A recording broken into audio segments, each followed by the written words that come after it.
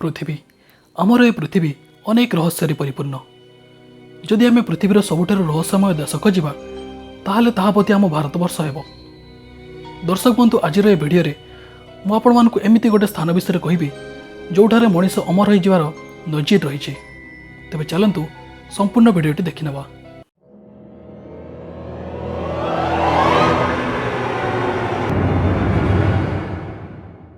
लोककथा और पुराण शास्त्र मान्यता अनुसार हिमालयर घंच पहाड़ मध्य अनेक गुंफा रही जोठारे आज हजार हजार वर्ष पूर्वर साधु माने ध्यानमग्न हो रही।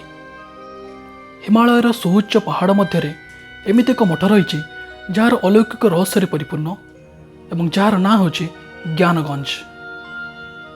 आज आधुनिक जुगर मध्य ज्ञानगंज मठर प्रकृत स्थान आज क्या सठिक रूप से जना ना। पुराणा पोथी अनुसार यह केवल महान साधु माने विभिन्न प्रकार अलौकिक शक्ति को पार करी जाई परिबे एवं यह हिमालय एक छोट स्थान में अवस्थित जहाँ सांग्रीला संभाला और सिद्धाश्रम नाम जना जाए। कह जाए जे एठार अमर हबार राज लुचि रही एवं एठारू समस्त भाग्य निर्धारित होता है। ज्ञानगंज रे मृत्यु हुए नहीं। एठार बास करुवा महात्मा मानकर बयस आउ बढ़ी न थाए और समस्त तपस्या लीन हो रही था। वाल्मीकि रामायण और महाभारत मध्य यह स्थान विषय संदर्भ रही। लोककथा अनुसार यह स्थान कौन से एक धर्मर हो न थाए। जो व्यक्ति यह स्थान में पहुँचार योग्य अटे से यह ही खोज पाई था। 1942 मसीह एक इंग्रेज ऑफिसर जहाँ नाम हो एल.पी. फेरेल यही स्थान पाखापाखि जाऊला बेले किसी शक्तिर अनुभव करते जहाँ से 1959 मसीहार एक साप्ताहिक पुस्तक प्रकाश करते। तिब्बतीय साधु मान अनुसार जितेबाला दुनियार अंत हम से संभालार 25तम शासक यही स्थान को बंचाइबा आसिबो।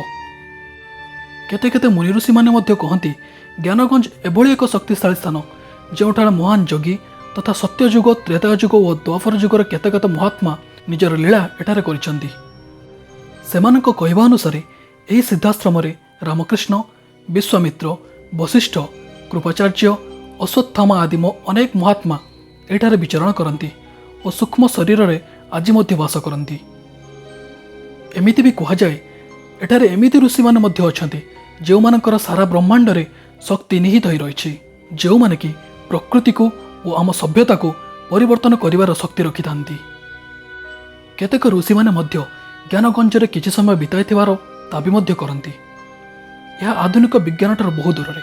तेबे दर्शक बंधु आपण माने एही स्थान विषय कौन भावुंट आपणक मत आमको कमेंट सेक्शन माध्यम निश्चिंत जनातु। कौन सतरे ज्ञानगंज आज भी अवस्थित अच्छी या पुणी यह एक काल्पनिक स्थान मात्र। वीडियोटी जदि आपको पसंद आछि ताले एबे गोटे लाइक और शेयर कर दियंतु।